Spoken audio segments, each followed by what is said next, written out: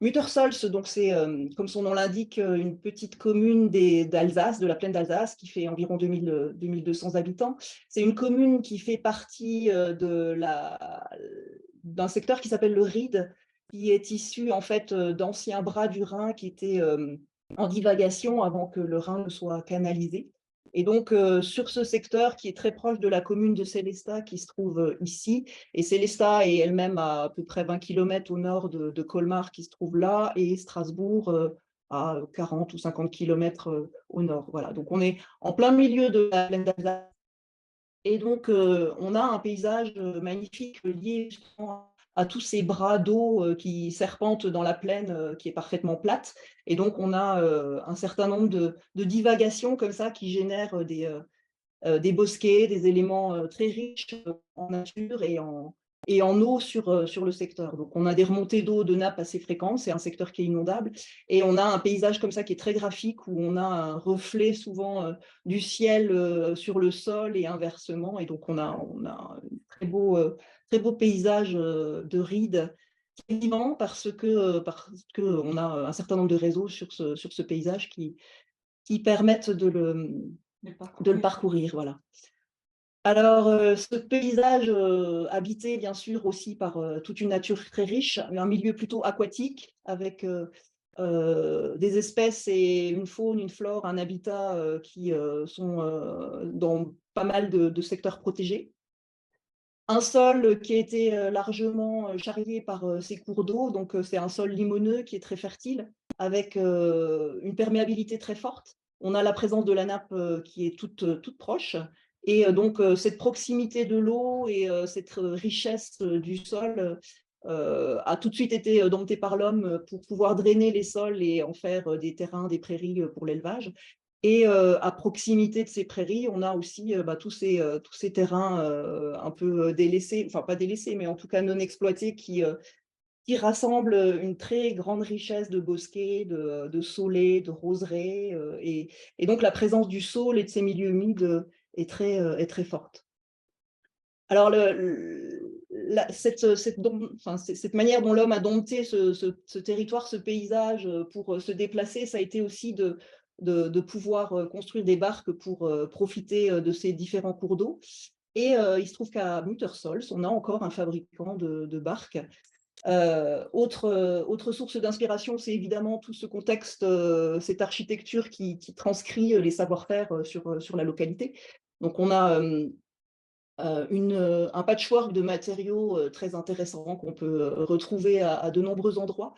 Et puis l'omniprésence de la construction bois, avec notamment des séchoirs à tabac qui sont des éléments vraiment très exceptionnels, avec des systèmes très ingénieux de ventilation. Et c'est des éléments qui nous ont beaucoup impressionnés et intéressés à prolonger, en tout cas dans nos réflexions pour le projet.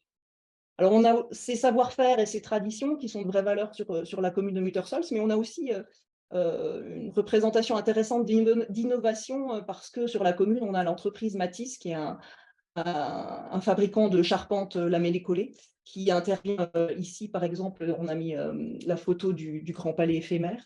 Et donc l'addition de ces traditions, de cette innovation, voilà, c'est quelque chose qui est très enfin, très inspirant sur la commune.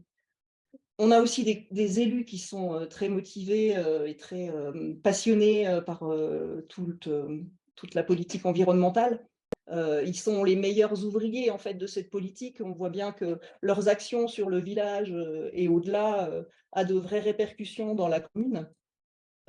Ils ont vraiment beaucoup de projets très intéressants. Ça va de la forêt sanctuaire qui cherche à faire une alternative de l'inhumation conventionnelle à des chantiers notamment de positionnement de production d'énergie, que ce soit photovoltaïque ou hydroélectrique. Et donc la commune est classée territoire à énergie positive. Et puis je ne vais pas énumérer tous les chantiers, mais c'est vrai que c'est une commune qui est vraiment très dynamique dans le domaine de l'environnement. Et ce qu'il faut souligner, c'est que c'est surtout c'est la commune qui a accueilli la première maison de la nature de France, Et c'est une initiation à l'environnement qui se retrouve particulièrement dans les usages de la commune. Bon, là, on vous a mis une photo des abords de l'école. C'est une école primaire qui comprend une seule classe par niveau, donc on a à peu près un peu plus de 100 élèves, et on voit déjà la proportion du nombre d'élèves qui viennent à l'eau, donc c'est intéressant. Alors, on ne peut pas faire non plus l'impasse du côté historique de la commune, qui a accueilli très tôt 3 confessions, la confession juive, la confession protestante et catholique. Ce rassemblement face aussi à des périodes de l'histoire difficiles, traumatisantes, a fait en sorte que les gens se sont vraiment serrés les coudes et ont cultivé comment dire, une mémoire du bien vivre ensemble pour pouvoir passer ces événements. Et on les retrouve encore aujourd'hui. Il y a une vraie vie de village qui s'est installée avec de nombreux événements. Vous voyez qu'il y a c'est un site qui a quand même une certaine importance, hein, c'est 8800 mètres carrés de mémoire. Il est relativement construit puisque vous avez une grande, l'ancienne synagogue ici, puis une salle des fêtes qui a été construite, et une petite maison, une enclave qui n'est pas sur notre terrain. Un site qui est en cœur, entre guillemets, enclavé au sein du bâti, et on mesure à quel point enfin, quand on en a pris possession, en tout cas, à la fois il fait partie de ces cœurs d'îlots, de vergers, de jardins, qui sont souvent relativement bien boisés et arborés, et par des fruitiers, mais aussi par des arbres de très grande hauteur. Combien à la fois ce site, tout en s'inscrivant dans ces cœurs d'îlots, lui présentait une dimension plutôt minérale. Les ramifications qui partent du site, en fait, elles génèrent des liens, et quand on aboutit au bout de ces liens-là, on a ici l'école primaire, et on voit qu'en fait, ce cœur de village, il est aussi sur le trajet entre la liaison de l'école primaire qui se trouve ici, et si on prolonge en fait ce lien-là, on atterrit sur cet équipement qui correspond à l'école maternelle. Donc en fait, on est sur le circuit des mamans et des enfants pour faire le lien entre les 2 écoles. C'est la perméabilité du chemin des écoliers, en fait. Alors, ce qui était intéressant, c'est qu'on avait à la fois ce grand site, mais aussi un certain nombre de connexions, qu'elles soient piétonnes qui y mènent, et puis, mais aussi des rues de desserte, donc pas des rues prioritaires, mais c'est quelque chose qu'on retrouve beaucoup dans le tissu du bourg dense et du bourg ancien. Et l'idée, c'est qu'à travers ces 2 rues, que ce soit la rue de la Paix ou la rue des Tilleuls, on puisse mettre en place, pour les élus, un dispositif qui soit très engagé au niveau de la perméabilité des sols et de la récupération des eaux pluviales, et qui puisse servir d'expérimentation et de zone test pour aussi éventuellement élargir ce dispositif à d'autres petites rues de desserte du village. Donc 8800 mètres carrés de parcelles, dont 6800 mètres carrés d'espace public, avec un programme qui nous demandait de construire une halle de 200 mètres carrés pour abriter le marché, je pense que tu reviendras sur les usages. Voilà, avec une petite particularité, c'est une enclave foncière privée, avec une maison à pans de bois au niveau du site. Sachant que là, sur la vue aérienne, on a des tentes qui correspondent en fait à des événements le jour où la photo aérienne a été prise, donc c'est pas du construit. On a réellement que l'équipement qui est la nouvelle salle de gymnastique adossée à l'ancienne synagogue, qui a été réhabilitée récemment en salle de spectacle. Sinon, le site se compose on va dire, 3 grands sous-espaces. Un espace plutôt de parvis qui fait le lien entre les 2 bâtiments et qui recueille les circulations qui viennent se greffer et qui viennent rayonner depuis le site vers les différents quartiers d'habitation. Un verger enclavé, un ancien verger enclavé, et puis des arrières prairies, en sachant qu'il y a encore des petits passages également au nord de la synagogue. 6800 mètres carrés d'espace que nous, on a souhaité aussi mettre en relation et en lien avec les autres cœurs arrière de parcelles, qui représentent des cœurs d'îlots comme ça, très, très verdoyants, parce que ça nous semblait intéressant de montrer aux élus qu'il y avait, en termes d'habitat potentiel au niveau de la petite faune, ben, un potentiel qui n'était pas celui de 6 000 m², mais plutôt entre 16 000, voire si on l'additionne aussi avec les espaces qui sont de l'autre côté du ruisseau, on avait quasiment 3 ou 4 hectares sur lesquels on pouvait compter en termes de déplacement de petite faune. Et donc, c'est pour ça qu'il y a des parties aussi, dans les parties de végétalisation et de plantation arborée, au regard des arbres existants très importants dans cette partie-là notamment, qu'on a souhaité mettre en relation pour le déplacement notamment des écureuils, puisqu'on sait que potentiellement, on va pouvoir avoir une vraie circulation sur l'ensemble de ces espaces.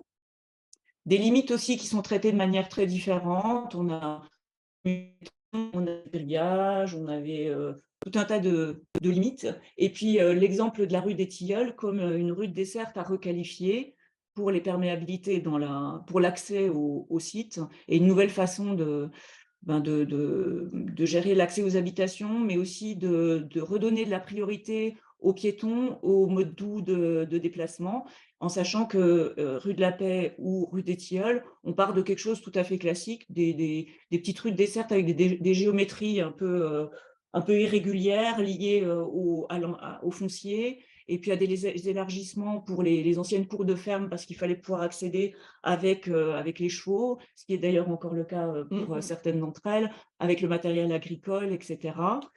Mais totalement minéral, et traité en enrobé. Mais on voit aussi par l'architecture le caractère patrimonial de ce cœur de bourg avec ses belles maisons à pans de bois et ses annexes. Les petits chemins, les perméabilités piétonnes, notamment le chemin des écoliers qui mène aux équipements et qui dessert de part et d'autre, qui est très utilisé aussi. C'est des vrais lieux de convivialité, puisqu'ils sont servis aussi par les habitants pour desservir un certain nombre de parcelles et de jardins privés. C'est une diagonale en fait qui permet d'éviter les axes de circulation du cœur de village. Donc, c'est une diagonale de cheminement doux en fait qui est très utilisée pour ça. Donc, pour continuer sur ces éléments de contexte, on a eu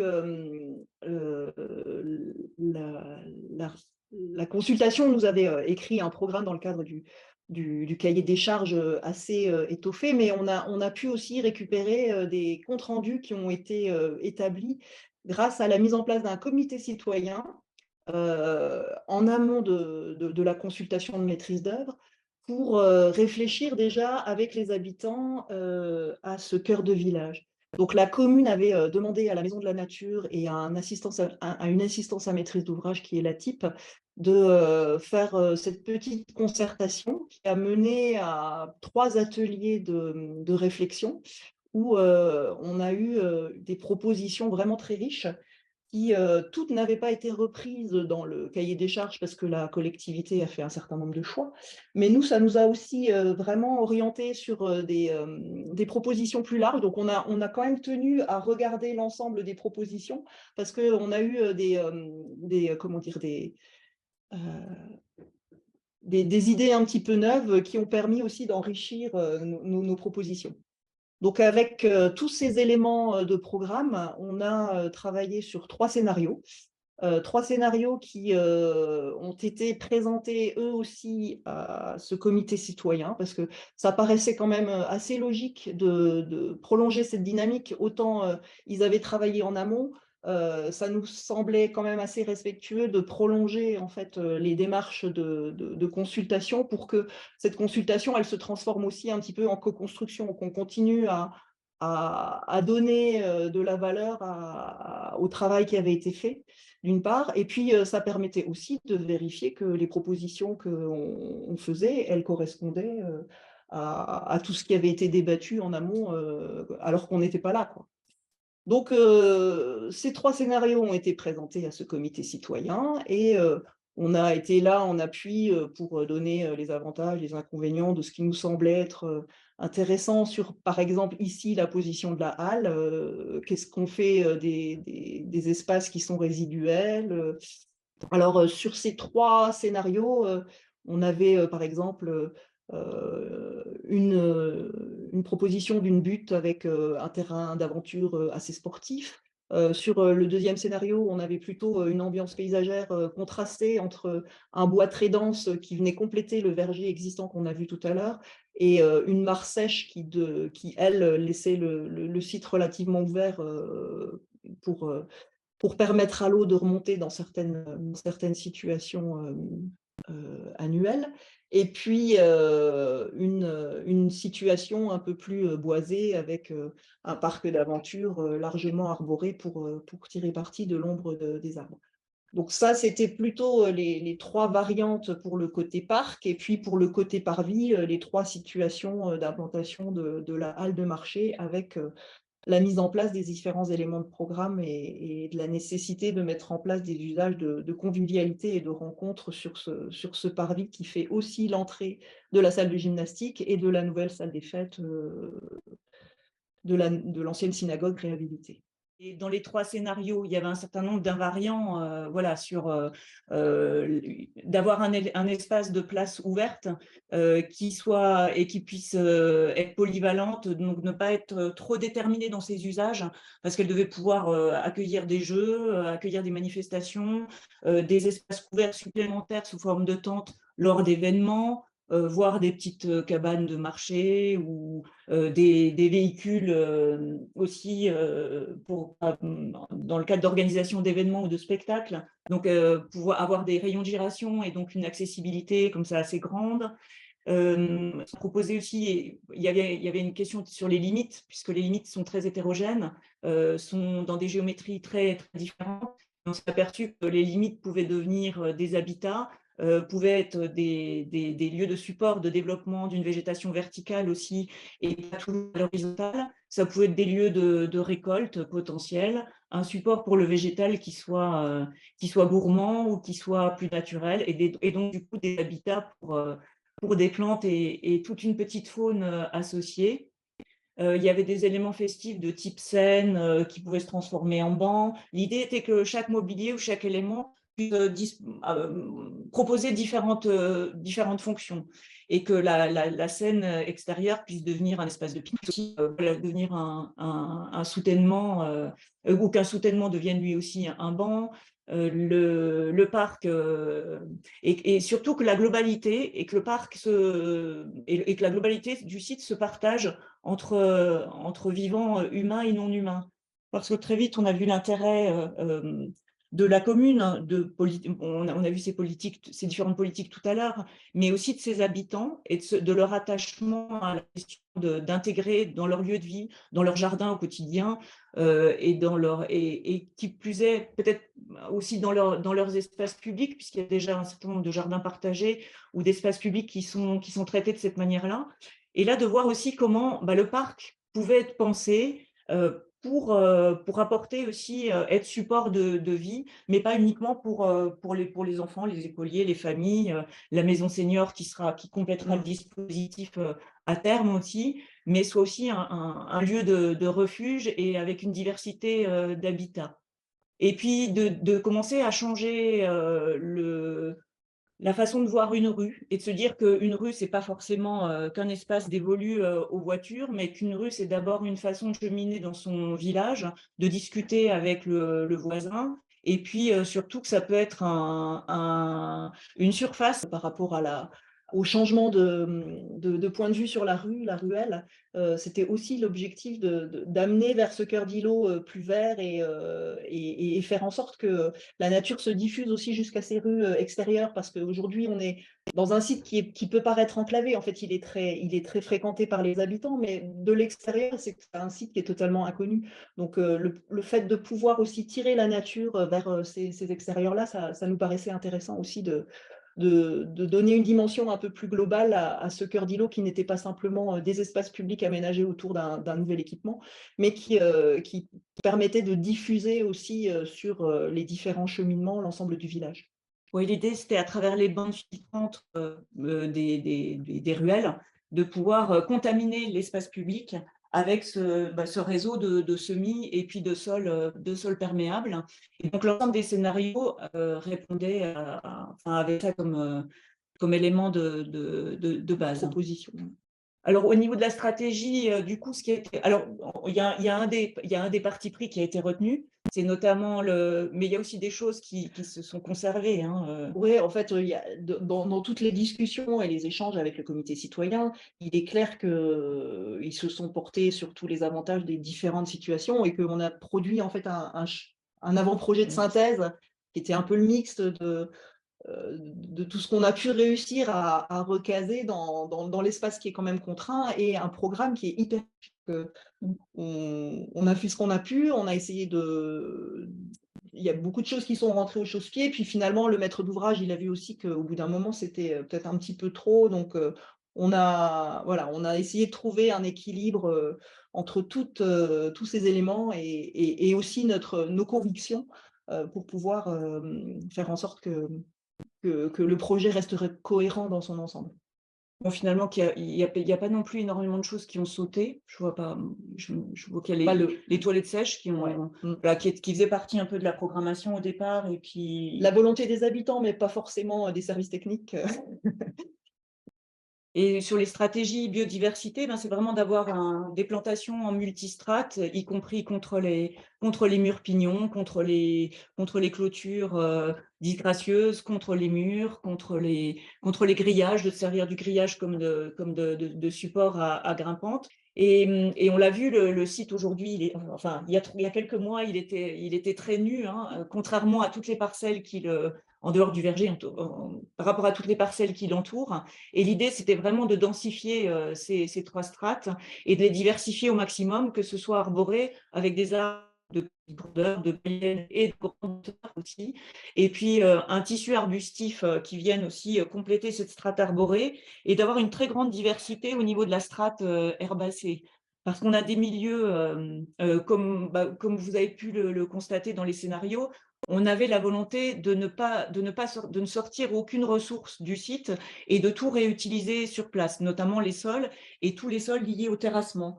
D'utiliser aussi le décapage qu'on faisait des graviers pour pouvoir les réutiliser dans les zones sèches, d'utiliser l'ensemble des structures. Donc il n'y a eu aucun apport de terre végétale sur le site, Il y a un petit peu, mais pas sur les mélanges terre-pierre. ah oui, pardon, ouais, ouais. Sur le mélange terre-pierre, sur la terre végétale. Sur les 2 rues Mmh. qui sont sur le site d'études, les enrobés ont été arrachés, la structure conservée et uniquement 2 bandes de roulement réalisées en béton et tout le reste, y compris une bande centrale, sont perméables mais sont réalisées entre guillemets «en planche maigre», donc avec des semis spécifiques. On reste sur une structure de chaussée et on travaille à partir des sols existants. On n'a pas rapporté de terre végétale en plus. L'entreprise a réutilisé ce que la commune, avait évacué sur place, quoi. Les calculs de perméabilité, les pentes et puis la noue qui mène au point le plus bas naturel du site qui se trouve ici, à l'interface entre le parc arboré, le terrain d'aventure et le verger, bah, que toutes ces eaux convergent et que tout soit dimensionné pour permettre aussi, au fur et à mesure des travaux de chaque riverain, de déraccorder sa maison du réseau d'eau pluviale et de pouvoir se reconnecter au cycle naturel de l'eau. Donc une politique assez ambitieuse à long terme, mais du coup qui nous donne aussi une richesse et une diversité de sols, de milieux, et qui donc nous permet aussi de diversifier notamment tous les semis qui sont préconisés sur site. Et voilà, donc là, c'est un vrai pari, hein. Il y a eu beaucoup de discussions avec les services techniques hein, qui étaient quand même un peu effrayés par ce principe-là, de se dire: «Ouh là là, mais comment ça va être perçu par les riverains? Comment on va le gérer? Comment on va l'entretenir? Comment» et on sait qu'on fait Ouais aussi un et pari sur ces questions-là. Après bah, là où les services techniques ont un peu gagné, c'est sur les places de stationnement où on est resté en mélange terre-pierre, où là, on a eu un peu d'apport d'intrants, extérieurs quand même pour avoir une structure, qui permette, le stationnement et de toute façon, comme c'est des zones qui sont de toute façon ombragées par le stationnement, voilà, il fallait quand même, assurer, la verdure de ces espaces-là, quoi, mais bon, vous allez voir, c'est la grande partie centrale, est est un terrain d'aventure, hein. Comme il y aura sans doute une appropriation assez rapide, on l'espère en tout cas. Voilà, l'idée, c'était aussi qu'il y ait des choses, je pense pour les services techniques, c'était plus rassurant de se dire: «Bon, Il faut qu'on arrive avec quelque chose, avec des arbres voilà, où il n'y ait pas trop de casse trop vite, quoi. Mmh. Qui soit déjà un peu costaud, en sachant que toutes les lisières et toute la périphérie, elle est en racines nues. Voilà et puis la partie par contre, verger, elle est beaucoup plus, liée aux comestibles. On a une partie, jardin-forêt, où on sait qu'il y aura appropriation ou pas appropriation. En tout cas, s'il y a pas d'appropriation, la forêt comestible, elle va continuer sa vie. Il y a un certain nombre de plantes vivaces, il y a du couvre-sol, il y a de la des ours, il y a de l'asperule odorante, il y a des rhubarbes en lisière, là où c'est éclairé. Voilà, les gens viendront se servir ou pas. En tout cas, il va pouvoir, aussi mener sa propre vie au sein d'un dispositif un peu plus classique de fruitiers, conservés, mais aussi de nouveaux fruitiers plantés et puis, une sorte de petit labyrinthe de petits fruits avec aussi des semis, un peu différents en fonction de l'exposition et du lieu où on se trouve. Et donc, l'idée, c'était que les écoliers, ils fassent leur cueillette, en allant à l'école, ils se penchent, ils découvrent, et puis, ils puissent, comment dire? Profiter de toute cette diversité, Ouais, d'ambiance et de et ouais, expérimenter la expérimenter, ouais. cueillette et voilà, être dans le glanage, en rentrant de l'école. On voulait pas que le comestible soit lié au jardin de forêt ou soit lié au potager, partagé qui est en articulation avec un futur programme de maison senior, mais qui se disperse tout le long des parcours. Et puis on laisse la liberté aussi côté jardin privé, on l'espère de pouvoir voir, des courges grimper, des cornichons, des concombres et autres joyeusetés et que ce soit plus, voilà, dans un système de partage. Donc, en phase avant-projet, projet, en fait, on avait déjà, l'idée de travailler quand même avec le réemploi. Ça faisait partie, de nos convictions, mais c'était pas spécialement demandé par la commune. Par contre, ils ont adhéré tout de suite, à l'idée. Ils ont un site Facebook, qu'ils tiennent, à jour, régulièrement, et donc, le plus en amont possible, on a fait un appel à valorisation de matériaux, de façon à ce que, on puisse voir en amont du lancement des DCE ce qu'on pouvait, réutiliser et réemployer sur le site. Alors on a eu, un certain nombre de propositions, et on n'était pas du tout limité, sur certains matériaux. On avait fait un petit descriptif de ce qu'on aurait aimé avoir, et on a pu récupérer beaucoup de pierres, et dans la mesure où la commune avait, aussi, le chantier de rénovation de l'ancienne synagogue, en salle des fêtes, les services techniques nous avaient aussi proposé, la charpente bois, donc on avait commencé à travailler aussi sur, du réemploi, d'anciennes pièces de charpente, de les faire scier, de les réutiliser pour le petit mobilier, notamment. Bon, ça s'est pas fait, parce que finalement la charpente était plus disponible, mais par contre, on a pu réemployer pas mal de pierres, et ces pierres-là, on avait, des anciens piliers, de clôture, qu'on a pu remettre en œuvre pour réaliser le théâtre de verdure qui faisait partie du programme. On a pu, mettre en œuvre un petit muret de soutènement, à la fois soutènement, mais à la fois aussi délimitation d'une petite zone de pique-nique, une zone de la zone de cuisine dont parlait Agnès tout à l'heure, qui est sous la pergola, où on pourra, venir cueillir le raisin de table directement, ombre de cette structure-là. Et puis, d'anciennes dalles qui se trouvaient dans la synagogue. Donc là, le dallage de la synagogue sera réemployé, et notamment en pas japonais dans le parc, mais aussi pour valoriser des œuvres artistiques qui existent déjà dans le village. Il y en avait un certain nombre déjà sur le site. C'est pas propre à Muttersol, c'est propre à l'ensemble des villages alsaciens, où cette œuvre artistique s'appelle les Stolpersteine. Ce sont des pavés de mémoire qui, devant chacune des maisons des personnes victimes de la Shoah, un artiste a fait poser ces pavés de mémoire pour rappeler en fait la présence de ces personnes emmenées dans les camps.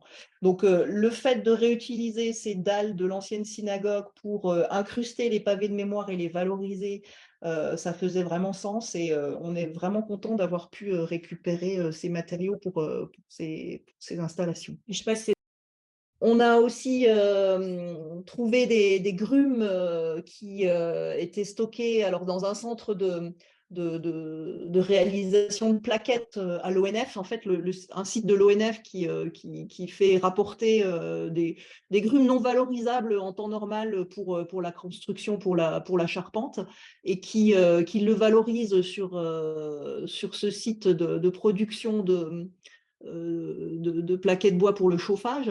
On a pu faire une sélection d'essences qui nous intéressaient, notamment des robiniers, pour pouvoir les mettre en place dans le terrain d'aventure et avoir un certain nombre d'équipements de jeu à sauter, à franchir, à grimper, qui participent en fait à l'esprit nature de notre terrain d'aventure. La valorisation aussi de chantiers participatifs, on a associé dans l'ensemble de la méthodologie plusieurs chantiers participatifs parce que c'était intéressant de prolonger le comité citoyen. En plus, dans l'équipe municipale, on avait un adjoint qui avait déjà réalisé un four à pain chez lui en terre et qui a proposé de le faire à plus grande échelle pour le parc. Et donc, on a pu mettre en place ce chantier participatif avec les habitants, chantier en terre, paille, entièrement naturel, récupéré sur place également, donc dans les champs, à la bonne époque, puisqu'on était en plein été l'année dernière quand on a commencé. Et donc, ça va faire partie d'une des animations du parc avec ce four à pain qui sera à côté de la zone de pique-nique notamment. Autre chantier participatif, puisqu'on a vu qu'on était dans un territoire où le saule était très présent, la sculpture en saule, avec les habitants toujours, mais avec l'intervention aussi d'une artiste qui a pu encadrer le chantier. C'était quand même un chantier relativement technique, et c'était bien qu'une professionnelle, que des professionnels, puisqu'il y avait à la fois la personne qui cultivait le saule, qui est venue aussi travailler le saule, et une artiste qui ont montré en fait aux habitants qu'ils encadraient comment mettre en œuvre ce saule, à la fois pour réaliser un paravent et un petit tunnel qui fait partie de la zone de jeu des enfants.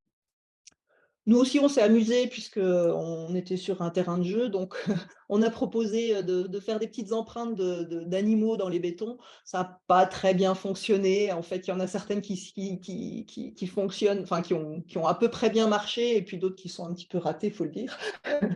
On essaiera de reprendre ça, on va voir s'il n'y a pas d'autres méthodes. En fait, on n'a pas pris suffisamment en compte le fait qu'il fallait produire beaucoup de pochoirs pour pouvoir les laisser en place, parce que le fait de les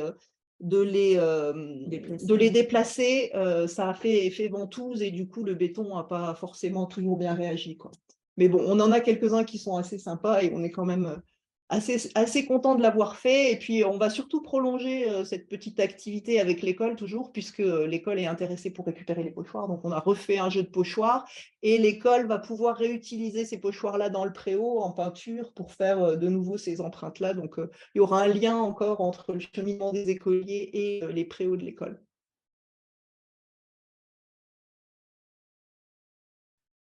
Donc, pour la halle, je vais essayer de faire assez vite. Donc, ça, c'est le plan général. Vous avez vu déjà qu'il y avait plusieurs positions pour la halle qui avaient été envisagées. Il y en avait une où la halle était là. Donc, ça voulait dire que la place, elle se réorganisait de cette manière. Il y en avait une où la halle était en extension de la salle polyvalente gymnase qui était ici, à cet endroit-là. Et puis, la troisième position en laquelle on croyait vraiment plus, c'est la position ici, positionner la halle ici, qui permettait de raccrocher un petit peu cette maison-là, qui est une petite maison avec très traditionnelle en colombage à pans de bois alsacien, et qui était un petit peu esselée là, parce que toutes les choses avaient été démolies autour, et elle venait un petit peu au milieu de la place. Et construire la halle ici, ça permettait de retrouver un alignement avec les pignons, et de raccrocher cette maison au village, et de venir accompagner ici cette placette plus minérale, et ensuite la transition vers l'espace végétal. Voilà. Et donc, construire une halle aussi en cœur de village traditionnel, très patrimonial, c'était pas, enfin, c'est un vrai sujet. On a rapidement voulu s'inspirer de modèles vernaculaires existants. Aline a parlé des séchoirs à tabac. Donc ça, c'était des modèles vernaculaires locaux. Et puis peut-être même des fois, ce qu'on aime faire, c'est réinventer un autre modèle vernaculaire, mais quelque chose, une nouvelle architecture, mais qui ait une force un peu archétypale et qui puisse étonner, mais où on puisse se dire, tiens, c'est un bâtiment qui pourrait être un bâtiment traditionnel ou vernaculaire local. Voilà. Et donc nous, on est venu dessiner une halle de cette manière. Alors, on a fait beaucoup d'essais. C'est vrai que je n'ai pas pensé de montrer tous les essais qu'on avait fait avec des toitures à 2 pans, des toitures à monopente.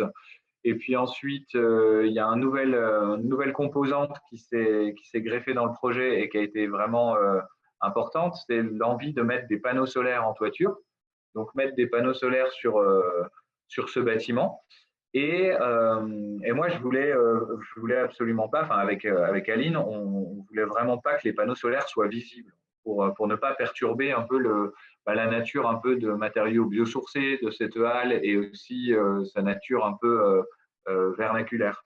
Et donc, c'est pour ça qu'on est allé vers un toit plat, enfin, ou à pente très faible, où on pouvait avoir les panneaux solaires qui soient sur cette toiture plate et qui ne soient pas visibles depuis en bas. Et ensuite, pour trouver aussi la nature un peu vernaculaire et la structure de ce bâtiment, donc on est allé vers un projet qui soit un petit peu une forme négative de l'archétype à 2 pans local. Et donc, on vient donc recréer ce bâtiment donc, qui a un pignon totalement droit avec une ligne droite en tête. Et par contre, on vient évider. Donc, on a des charpentes comme ça qui sont ici avec poteaux et des contrefiches qui viennent soulager les chevrons. Et donc, on vient dessiner en négatif la forme du bâtiment à 2 pans typique de ce type de village avec une pente à 45 degrés parfaite. Et donc, ça, c'était un peu l'idée de départ.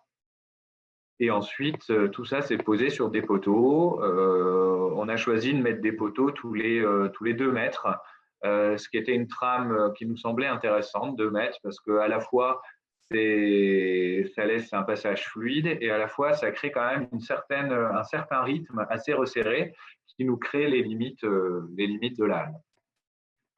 Et puis, c'est toujours bien dans une halle quand on a les façades qui descendent assez bas pour qu'on soit bien protégé de la pluie convenablement. Hein. Si on est à 6 mètres de haut, eh bien l'eau rentre à l'intérieur. Donc là, ça nous permettait d'être assez bas sur les façades longitudinales comme ça. Et puis c'est vrai qu'en Alsace, il y a toujours cette référence du colombage et du pan de bois qui est très présente. Et on avait été un peu tenté au début de réinterpréter ça.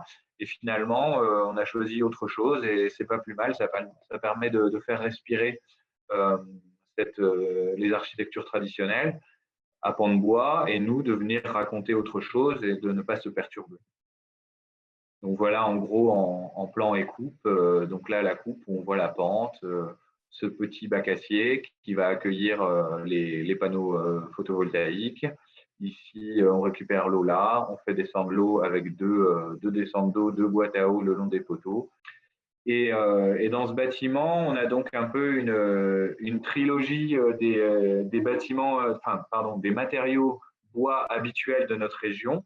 C'est les poteaux en chêne. Donc ça, les poteaux en chêne, ça marche bien parce que le chêne, il a une belle inertie et il sait prendre énormément de poids. Donc ça, c'est quelque chose qu'on aime bien faire, avoir les poteaux en chêne. Et ça permet aussi que ce soit les seuls bois qui soient accessibles au public. Peut-être une voiture qui rentre dedans ou les chocs. Et le chêne, c'est très, très dur. Donc ça permet d'être résistant aux sollicitations du marché en partie basse. Ensuite, on vient faire toutes les charpentes donc, qui franchissent en épicéa, avec des chevrons en épicéa et des contrefiches en épicéa, donc là avec une certaine finesse. Et ça permet aussi que tout l'épicéa soit entièrement protégé de la pluie, donc de ne pas avoir ce risque d'altération et de coulure sur l'épicéa, qui est aussi un bois fragile. Et ensuite, on vient faire tous les bardages à l'extérieur avec du Douglas, qui est une essence aussi qu'on trouve assez bien dans nos régions. Donc, ça permet, en dessinant ces dimensions et en préconisant ces bois, de diriger clairement l'entreprise vers des fournitures locales. Et aussi, bien sûr, imposer le bois massif. On n'est pas en mesure, d'imposer un bois en fourniture locale. Par contre, si on impose un bois massif, si on dessine des dimensions raisonnables, si on demande des essences qu'on trouve facilement dans le coin, on est sûr à 90% que l'entreprise se fournira en bois des scieries du coin. Et donc voilà, ça c'est le bâtiment qui est. Ça c'est une visite que j'avais fait avec Aline il y a un mois. Peut-être qu'Aline a des photos plus récentes ensuite, mais c'était une étape intéressante où on voit donc toute la structure qui a été montée et on n'a pas encore la couverture en bac acier au-dessus. Et donc on retrouve les poteaux en chêne. Alors voilà, le chêne c'est quand même beaucoup plus cher que l'épicéa, ça c'est clair. Hein. Mais là, on était content d'avoir des poteaux durs comme du roc sur les poteaux accessibles au public. Et c'est vrai, peut-être je ne l'ai pas dit, mais les halles, c'est des modèles architecturaux qui sont hyper intéressants, enfin, selon moi, parce que c'est des bâtiments qu'on n'isole pas, qu'on ne vient pas habiller avec des matériaux de seconde œuvre. Et c'est donc des bâtiments qui sont hyper intéressants pour exprimer donc une structure, une charpente, que tous les matériaux soient visibles et exprimer vraiment une beauté constructive. Et là, on voit donc les dernières fermettes qui étaient posées. Donc, les fermettes étaient préfabriquées comme ça, avec donc le grand chevron en épicéa, les contrefiches en épicéa et ici les parties verticales en chêne. Alors, je me suis dit après qu'on aurait peut-être pu économiser et faire ces parties verticales-là en épicéa également et garder uniquement le chêne pour les poteaux qui vont jusqu'en bas. Ça n'aurait pas changé beaucoup de choses et on aurait fait un peu d'économie sur ce plan-là. Mais bon, aussi, utiliser du chêne et utiliser du feuillu, c'est aussi donc inciter utiliser déjà des ressources qui sont très disponibles chez nous, hein, le feuillu. Aujourd'hui, on construit essentiellement donc en épicéa et en Douglas.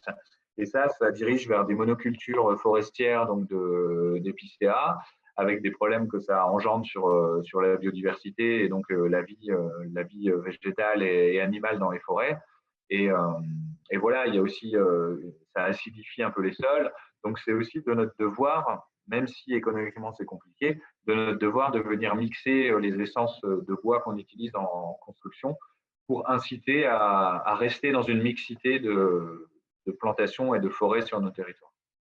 Et donc là, le rapport avec cette maison alsacienne à côté, et donc ce bâtiment qui va intriguer, où on se demandera mais qu'est-ce que c'est? Est-ce que c'est une architecture ancienne? Est-ce que c'est une architecture nouvelle? D'autant plus quand tout cela aura un peu vécu, un peu grisé. C'est un peu les sujets qui nous intéressent. Et voilà, et là, on est un peu plus loin, et donc on a les panneaux solaires qui ont déjà été posés sur le gymnase, et on va avoir la même chose sur ce bâtiment. Il y a à Muttersols, je crois qu'il y a une autonomie déjà en énergie pour tout ce qui est bâtiment public et voilà. Et donc, ils n'ont pas fini de vouloir aussi créer des apports en photovoltaïque sur tous les bâtiments municipaux qui se construisent aux différents endroits. Et ça demande aussi, voilà, vraiment du travail d'intégration, je pense, pour les architectes, à comment faire cohabiter des architectures élégante, en cœur patrimonial, mais qui accueille du photovoltaïque. Voilà, c'était ma dernière image. Pour décliner en fait un mobilier qui soit en accord avec la halle, et puis pour éviter la standardisation, on a fait une petite ligne de mobilier spécifique Muttersols qui prend place dans le parc, et puis surtout sur le parvis avec des tables de pique-nique, des petites chaises isolées qui permettent de s'approprier un petit peu l'espace en lien avec la halle, et puis surtout en ayant une cohérence d'essence, puisque on a la même entreprise qui a travaillé avec ces différents éléments bois. Partout où on pouvait ne pas les travailler et surtout laisser les sols en place, notamment dans le jardin forêt, on est intervenu à minima. Là, c'était un petit peu avant sur le vallonnement, donc chantier en cours pour la mise en place des différentes marches et des jeux à grimper, à sauter. Donc, on voit toutes ces grumes qui ont été réutilisées dans le parc. Et déjà, les plantations qui marquent bien de leur présence. L'apport végétal qu'on aura sur le site, et puis la valorisation du noyer dans le fond, avec aujourd'hui une belle scène qui est mise en place et qui est là, voilà. Les dalles de réemploi, donc, qui étaient dans l'ancienne synagogue, qui sont passées sur l'extérieur dans le parc. Bon, les cheminements en béton désactivés, c'est vrai qu'on s'est longtemps posé la question, comment est-ce qu'on fait les cheminements dans le site? Il y a beaucoup de vélos, il fallait aussi l'accessibilité handicapée aux équipements, donc on a opté pour le béton. On a surtout opté pour des largeurs minimales. Ça fait aussi une limite assez naturelle entre la partie verger plus zone de repos qui est prévue comme un endroit plutôt calme, et puis la partie terrain d'aventure qui se trouve de l'autre côté avec on voit la sculpture en saule vivant qui commence déjà à bourgeonner, et puis sur l'arrière toute la partie terrain d'aventure.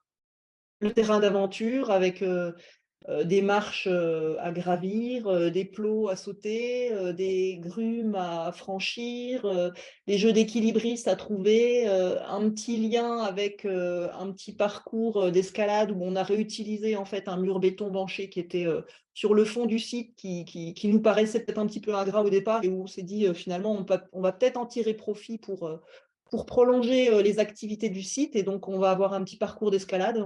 Là, l'entreprise est en train de poser les prises. Un petit point de vue depuis la cabane des enfants qui se trouve sur le haut de la butte, avec la vue sur la pergola, enfin, d'abord la pompe à bras, et puis ensuite l'espace cuisine, pique-nique du parc, et derrière le verger en fond.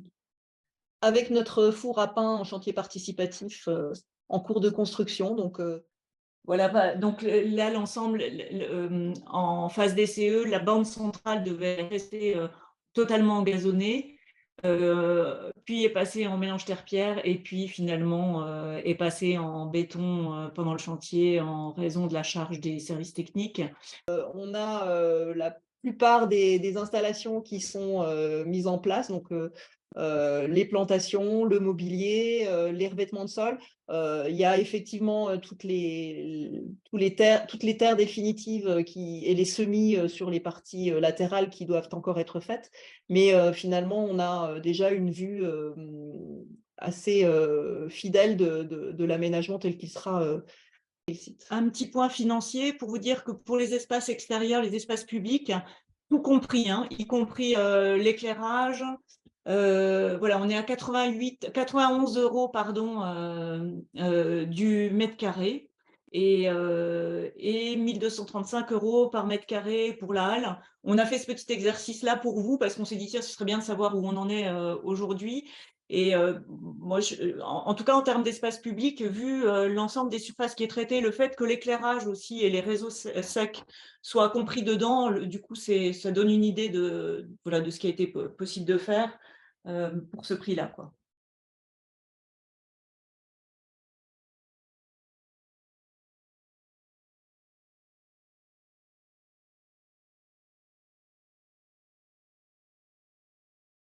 Sur l'estimatif global, on était à 770 000 au départ.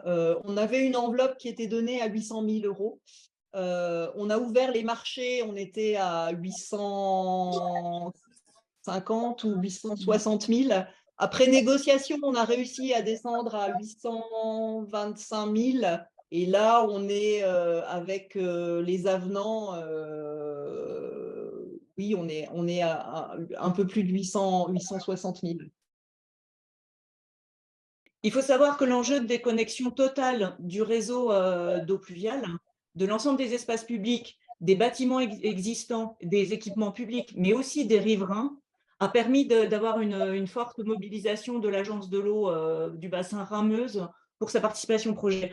Je n'ai plus les montants en tête de subvention parce que c'était la démarche et le travail avec eux s'est fait dès le départ, et puis c'est fixé après l'AVP. C'était un pourcentage du montant des travaux, et on est à plus de 120 000 € de financement agence de l'eau sur les 800 000, quoi.